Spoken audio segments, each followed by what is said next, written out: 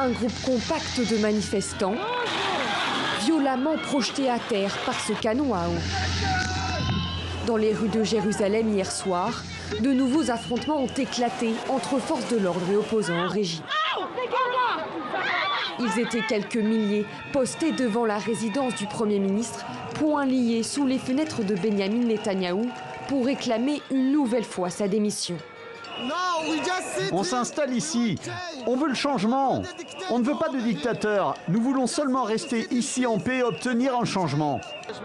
On a un but, et tant qu'on ne l'aura pas atteint, on ne s'arrêtera pas. On ne peut pas vivre sous un régime capitaliste de pacotille qui fait tout ce qu'il souhaite. On doit aller de l'avant, et les politiques nous en empêchent. On doit arrêter ces mauvaises personnes, c'est tout. Le Premier ministre accusé de tous les maux.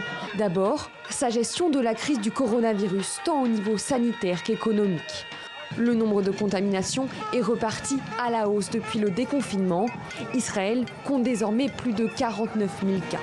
De son côté, l'emploi est plombé par l'épidémie. Le chômage dépasse à présent les 20%.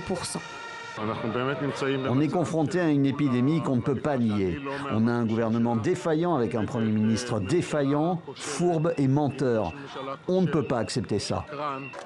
Une crise sanitaire et économique qui s'ajoute à une crise politique plus ancienne.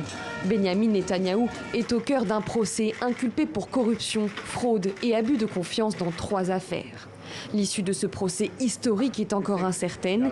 Les témoins ne seront entendus qu'en janvier.